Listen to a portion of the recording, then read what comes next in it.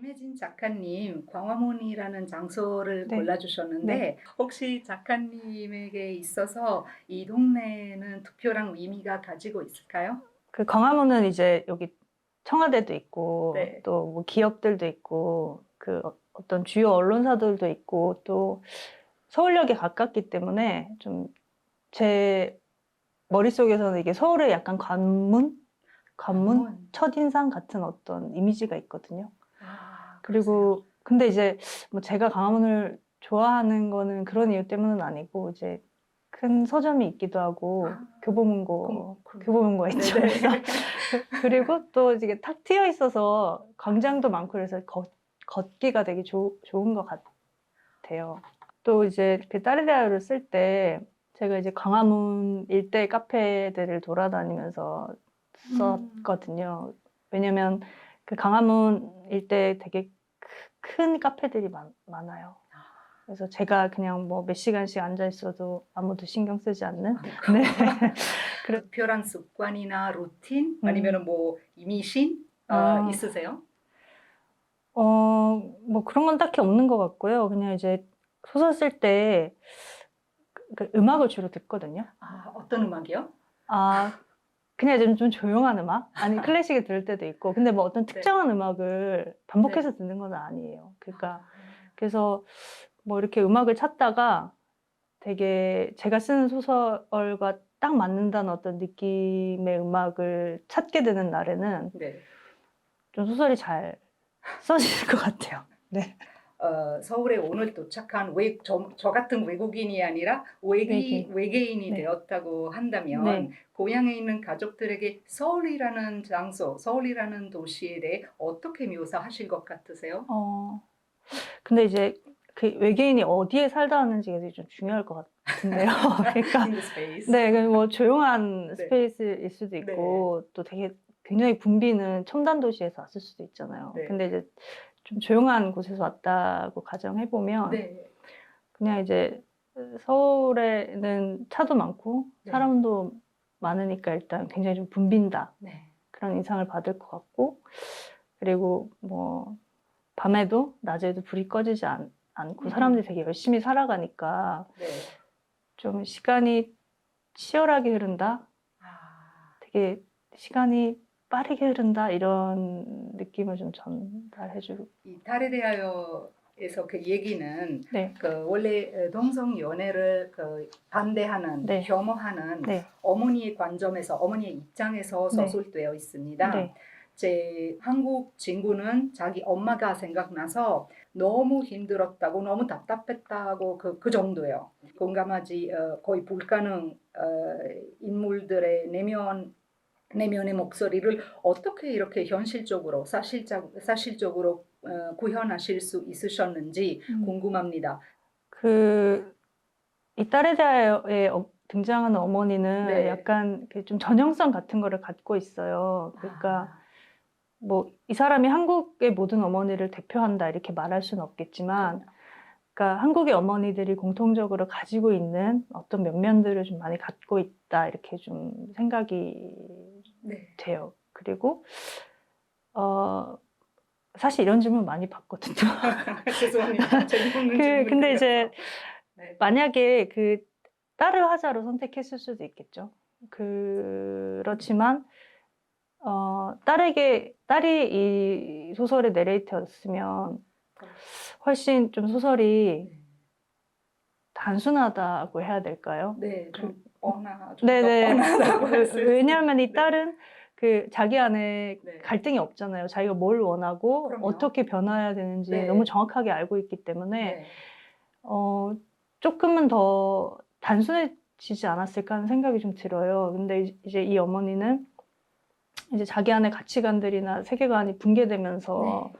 이제 되게 혼란을 겪는데 그냥 저는 그게 좀 이해의 과정이지 않나라는 생각을 좀 했던 것 같아요. 그러니까 아주 가까운 딸이지만 네. 이 딸을 이해해 나가는 과정에서조차도 그런 어떤 혼돈을 감수해야 되는 것. 그래서 그 과정을 좀 보여주고 싶었던 것 같고요. 그리고 이제 사실 이제 소설 바깥에서는 제가 딸의 때랑 더 비슷하죠, 사실은. 그래서 그 소설 밖에서 보면 제가 좀 어머니 세대를 이해하고 싶은 마음 그런 것도 있었던 것 같습니다. 그러면 정말 그 어머니 목소리를 네. 그 작가님 마음 속에 어떻게 그 공간을 음, 주실 수 있으셨는지 그렇게 현실적으로 아, 내면의 목소리가 네. 나올 수 있게끔 아, 그거는 제대로 질문을 못 아, 해드리는 것 같습니다.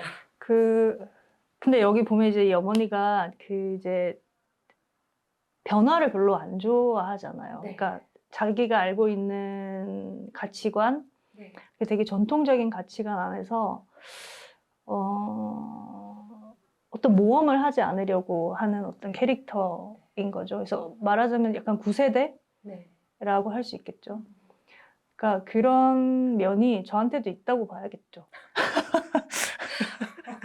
아, 그러니까 저는 어머니 나이 때는 아니지만 네, 뭐 사람 안에는 네, 하나의 어떤 면만 있는 건 아니잖아요. 네, 이런 면도 있고 저런 면도 있고 하는데, 그러니까 그 어떤 화자를 선택할 때는 그 제 안에 여러 가지의 어떤 뭐 한 부분이라고 봐야 하지 않을까요? 네. 달에 대하여는 네. 한국에서 네. 연극 음. 돼 있다고 네. 얘기 들었고 그리고 영화도 지금 작성 중이라고 촬영 네. 중이라고 얘기 네네. 들었는데요. 혹시 좀 말씀해 주실 수 아, 있으세요?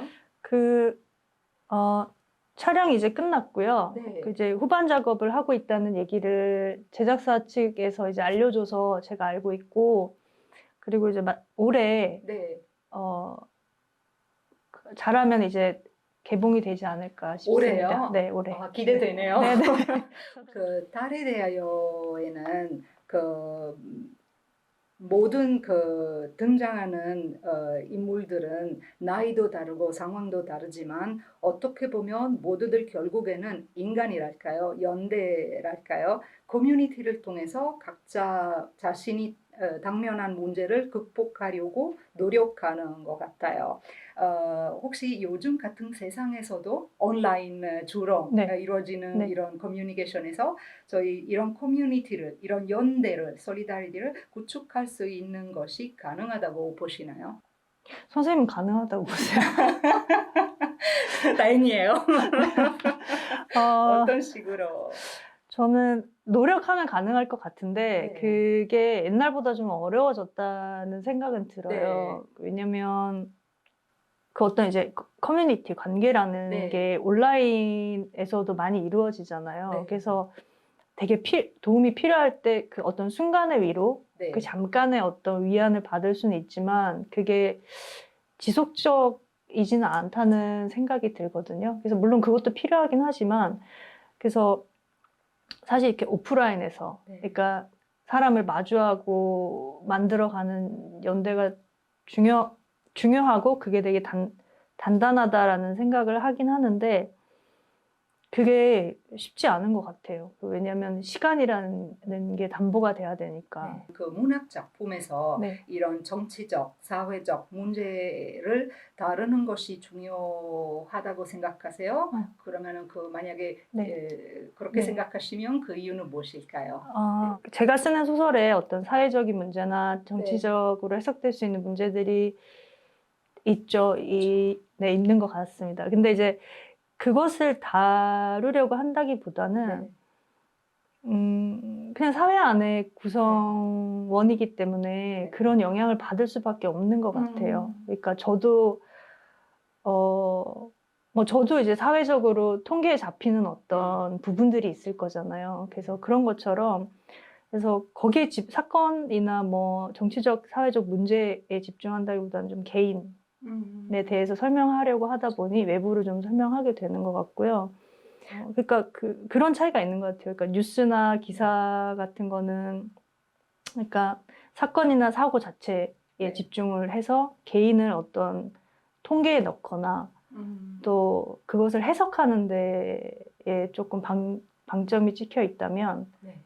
그것에 집중한다면, 문학은 개인에 대해 집중하기 때문에 그리고 그 번역가의 네. 질문 네네. 드려도 될까요? 네, 그럼요. 번역가로서는 네네. 제가 이 책은 네. 너무나 즐겁게 흥미롭게 네. 번역했는데요. 근데 저 이탈리아인으로서는 번역하면서 음. 그 어려웠던 점 중에 네. 하나 말씀드리자면 그 어머니가 그 30이 넘는 음. 30살 넘은 그 딸과 그 딸의 파트너에게 애라는 네. 그러니까 애들이라는 식으로 이렇게 부르는 거잖아요. 유럽에서는 성인이 그 된 자식을 그렇게 아기 취급하는 것이 있을 수 없는 일이거든요.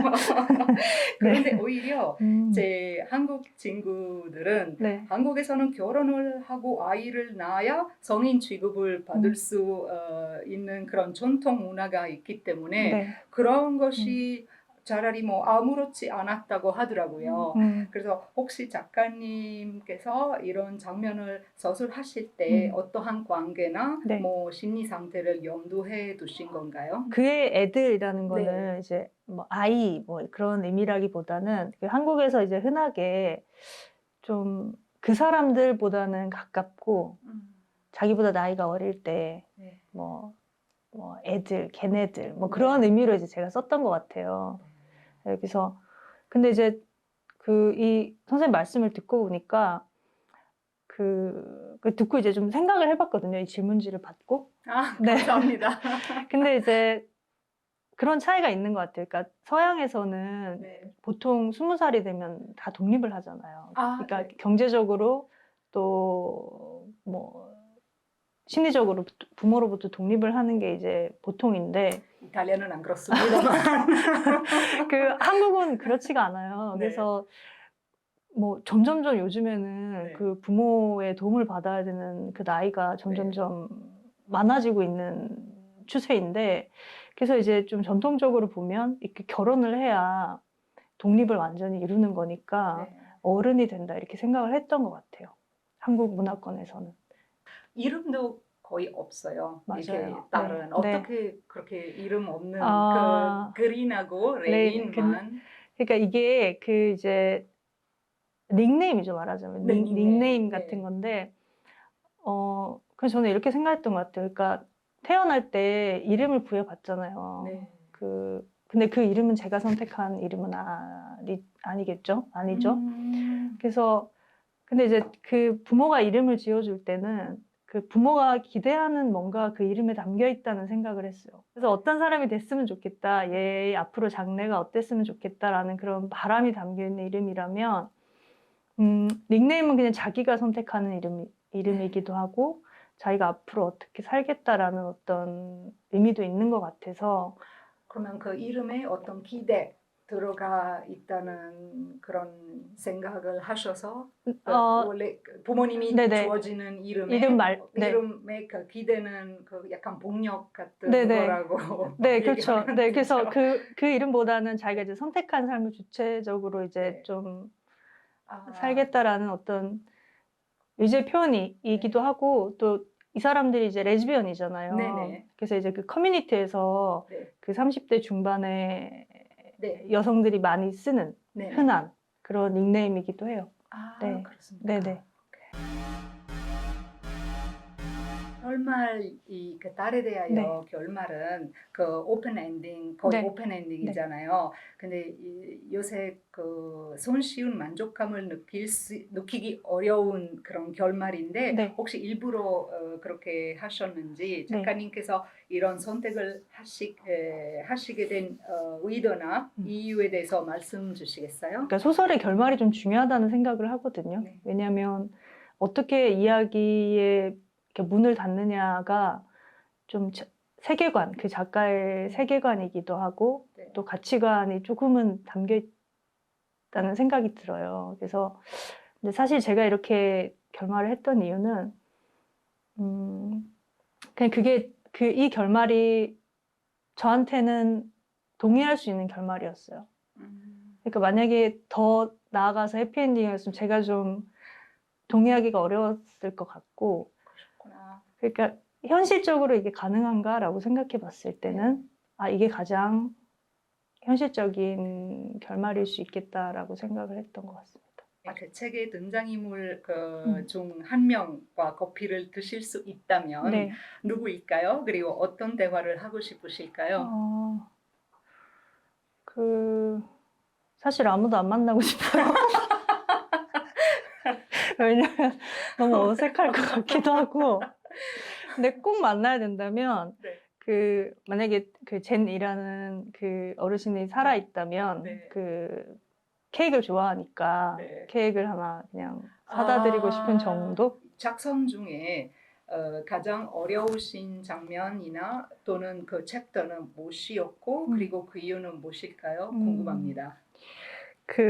제가 이 소설을 2017년 여름에 썼거든요. 네. 그래서 그러면 생각해보면 5년? 5년 정도 그죠? 네, 네. 된 것 같네요. 그래서 네. 사실은 잘 자세하게 기억이 나진 않아요. 그러니까 근데 이제 그런 생각은 했던 것 같아요. 그러니까 어머니와 딸의 여자친구가 같이 있는 장면이 네. 몇 번 나오는데 그러니까 그 장면들을 쓸 때 조금 어려웠던 것 같거든요. 음. 왜냐면 둘이서 도대체 무슨 얘기를 할까? 그리고 그 둘 사이를 채우고 있는 그 어색하고 좀 낯설고 불편한 어떤 그 분위기를 어떻게 좀 쓸 수 있을까? 그거를 상상하면서 좀 쓰는 게 조금 조심스럽기도 하고 좀 네. 어려웠던 것 같기도 하고요. 그리고 이제 아까 또 이야기했지만 엔딩, 마지막을 어떻게 할 것인가에 대해서 좀 고민이 됐던 것 같습니다. 네. 딸에 대하여는 여러 언어로 지금 번역됐습니다. 네. 제가 알기로는 뭐 영어, 이탈리아어, 프랑스어, 독일어, 스페인어, 네. 일본어, 중국어, 포르투갈어, 네. 체코, 베트남어, 루마니아어 제가 빠뜨린 거 있나요? 혹시? 맞네요. 네. 아니, 이제 그런 국제적인 네. 독자들이 점점 많아지시는데 네. 혹시 한국 독자들 위한 글 쓰시기와 그 세계 독자들을 위한 글 쓰기의 그 균형을 어떻게 맞추신 건지 여쭤봐도 될까요? 사실은 뭐 책을 쓸 때, 이 책을 쓸 때 이렇게 번역이 많이 될 거라고는 제가 생각을 못 해봤어요. 그래서 이제 번역이 막 된다는 얘기를 들었을 때도, 이거를 외국 사람들이 좋아할 수 있을까? 뭐, 공감할 수 있을까? 왜냐면, 문화가 많이 다르다고 생각했거든요. 그래서 그분들이 보는, 외국의 독자들이 보는 제 책은 조금 다른 방식으로 해석될 수 있다고 생각했던 것 같아요. 근데 제가 이제 지난 여름에, 가을쯤에 이제 독일이랑 오스트리아에서 독자들을 실제로 만나는 경험이 있었거든요. 근데 이제 그때 그분들이 되게 공감이 많이 됐다는 얘기를 해주셔서 사실은 좀 깜짝 놀랐어요. 왜요? 이제 여기 나오는 이 어머니, 이제, 얘기를 끌고 가는 이 주인공이, 그냥 저는 외국 독자들이 봤을 때는 너무 보수적이고, 좀, 뭐라고 해야 될까요? 너무 전통적이고, 그럴 수 있다고 생각했거든요. 근데 본인도 어머니로서 많이 공감이 됐다라는 얘기를 듣고, 좋으면서도 되게 좀 놀랐던 것 같아요. 그러면 지금까지 작가님 많은 책을 쓰셨는데요. 7권 네네, 같으시죠? 맞습니다. 네. 지금까지 그러면 그 경력에서 네. 가장 보람이 있으셨던 부분 또는 그런 순간은 그거에 대해서 말씀 주시겠어요? 그런 순간은 많죠. 되게 많고. 그러니까 이 소설 쓰는 일이, 뭐라고 해야 될까요? 그러니까 저라는 사람한테 되게 넓은 세계를 보여주는 것 같다는 느낌을 많이 받거든요. 그래서 최근에는 아까 말씀드렸다시피 외국 독자들을 만난 게 저한테는 굉장히 좀 큰 경험이었던 것 같아요. 되게 좋았었고요. 근데 이제 일상적으로 가깝게는 그냥 이제 주로 집에 혼자서 글을 쓰는 일을 하니까 원고를 끝마쳤을 때, 그래서 마침표를 딱 찍을 때, 그때 가장 어떤 소소하지만 되게 보람되다 그런 것을 잠깐 느끼는 것 같아요. 잠깐. 그때 잠깐. 네. 상도 많이 받으셨잖아요. 네, 네, 맞습니다. 그런 것도 그런 것도 좋죠. 그러니까 상을 받을 때 잠깐 좋은 것 같아요. 도움이 되셨어요? 그 상받 이렇게 아무래도 네, 도움이 많이 되죠. 그러니까 좀 항상 소설 쓸 때 불안하거든요. 네. 이 얘기를 누가 읽어줄까. 그러니까 항상 제가 쓰는 이야기에 확신을 갖고 있는 게 아니니까 매일매일 어떤 확신을 가지고 쓰는 것은 아니니까. 근데 이제 그런 뭐 상을 받거나 하면 좀 응원을 받은 기분이 들죠. 그냥 잘하고 있다라는 어떤 격려를 받은 느낌. 힘이 되신다는 네. 말씀이세요. 네.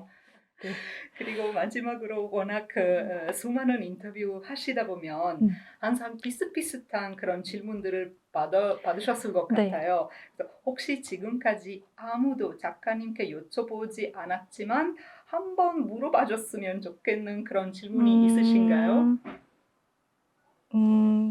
그런 건 없는 것 같아요. 근데 이제 항상 어디 가면 저는 이제 질문을 받고 대답하는 네. 사람으로 어딘가에 가는데 가끔씩은 저도 되게 궁금한 게 많거든요. 혹시 그러면 싫으시는 질문? 글쎄요, 그냥 좀 싫다기보다는 좀 당혹스러울 때는 네. 있는데, 그러니까 그게 뭐라고 해야 될까요? 그러니까 특히 소설은 그런 것 같거든요. 그러니까 소설이 허구의 이야기인데, 네. 말하자면 거짓말 같은 거잖아요. 네네네네. 근데 뭐 완전히 거짓말이라고 할 수는 없지만, 네. 근데 그 이야기와 작가를 이렇게 너무 겹쳐서 보는 경우가 있는 것 같아요. 네, 이렇게 한 것으로 네네. 보이는 그런. 그래서 모르겠어요. 그게 이제 보통 그런 것인지. 네. 그래서 그걸 항상 이렇게 겹쳐서 보시는 분들이 있는 것 같고, 그것에 대해서 질문할 때는 네. 좀 당혹스러울 때가 당황하실 수 있죠. 있긴 하죠. 혹시 그 작가님 그 상상 속에 이탈리아는 묘사해 주실 수 있으시겠어요? 3개 단어로. 그냥 이제 질문지를 받고 이제 즉흥적으로 그냥 떠올렸는데, 그냥 저는 이제 이탈리아에 가본 적이 없어요. 참고로 한 번도. 오셔야죠. 네네. 이 기회로. 그래서 그냥 생각하면 네. 태양, 그다음 패션, 네. 교황 이렇게 생각나요. 그냥 모르겠어요. 이탈리아 하면 그 바티칸의 이미지가 네. 좀 저한테는 좀 큰 것 같아요. 그래서 거기 꼭 한번 가보고 싶거든요. 제가 안내해 드리겠습니다. 오시면.